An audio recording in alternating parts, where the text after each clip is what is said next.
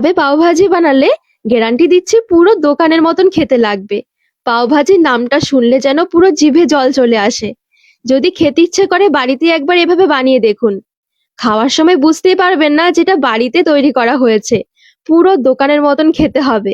এভাবে শুধু একবার বানিয়ে খেয়ে দেখুন, জাস্ট অবাক হয়ে যাবে। নিচ্ছি একটা মিডিয়াম সাইজের আলু, খোসা ছাড়িয়ে টুকরো করে নিয়েছিলাম। কয়েক টুকরো ফুলকপি, একটা বিট, একটা মিডিয়াম সাইজের গাজর, অর্ধেকটা মতন ক্যাপসিকাম, অল্প নিয়েছি বিনস, অল্প একটু নিয়েছি মটরশুঁটি। সবজিগুলো সেদ্ধ হওয়ার জন্য জল দিয়ে দিচ্ছি। পাওভাজি মশলা 1 চামচ,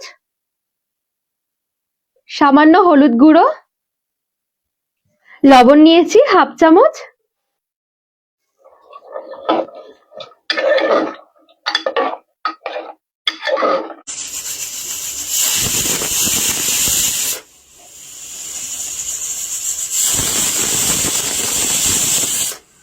একটা চপারের মধ্যে 3টে কাঁচা লঙ্কা নিয়ে নিচ্ছি, কয়েক টুকরো আদা, 7-8 কোয়া রসুন, অর্ধেক নিয়েছি ক্যাপসিকাম, একটা পেঁয়াজ, একটা টমেটো।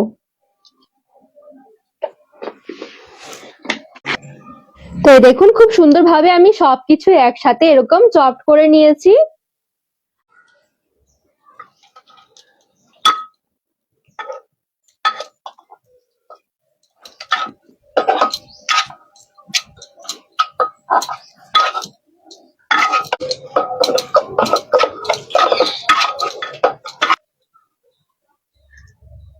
কড়াইয়ে অল্প একটু সাদা তেল নিচ্ছি আর নিয়েছি কিছুটা বাটার। এবারে চপ করে রাখা গাজর, ক্যাপসিকাম, টমেটো, আদা, কাঁচা লঙ্কা এবারে দিয়ে দিচ্ছি।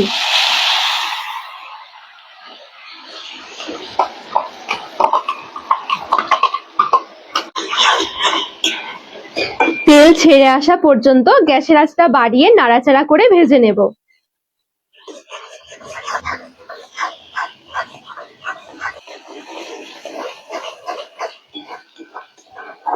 তিন থেকে 4 মিনিট মতন ভেজে নেওয়ার পর দেখবেন আস্তে আস্তে সুন্দরভাবে তেল ছাড়তে শুরু করবে। 1/2 চামচ জিরের গুঁড়ো, 1/2 চামচ ধনে গুঁড়ো, সামান্য গরম মশলার গুঁড়ো, পুরো ভর্তি ভর্তি 1 চা চামচ পাও ভাজি মশলা, কালারের জন্য 1 চা চামচ কাশ্মীরি লঙ্কার গুঁড়ো।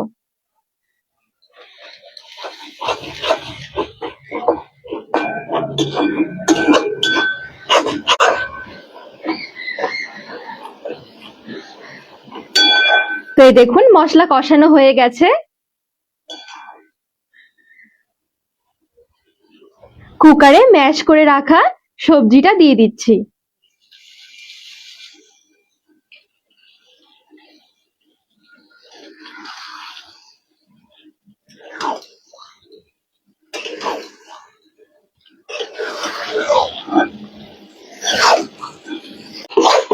তো এখানে বেশ খানিকক্ষণ আমি কষিয়ে নিয়েছি।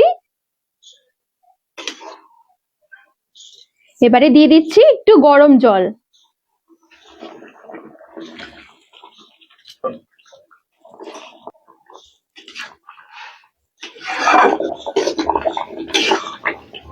জলটা দিয়ে ভালো করে মিশিয়ে নিয়েছি।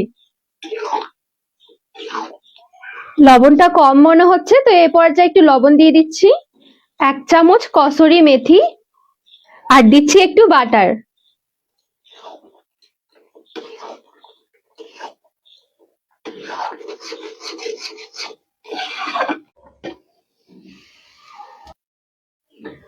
পাঁচ মিনিটের মতন ঢাকা দিয়ে রেখে দিয়েছিলাম।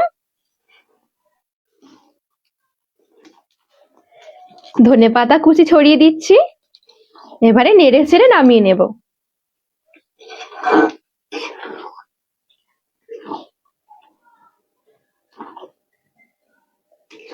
এদিকে আমি নিয়েছি পাও,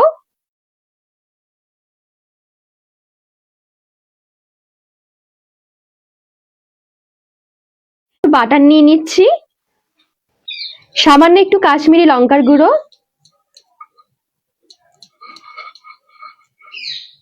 একটু ধনেপাতা কুচি,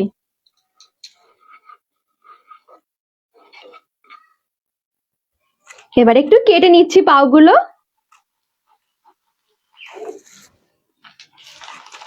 এইভাবে করে একটু সেঁকে নেব।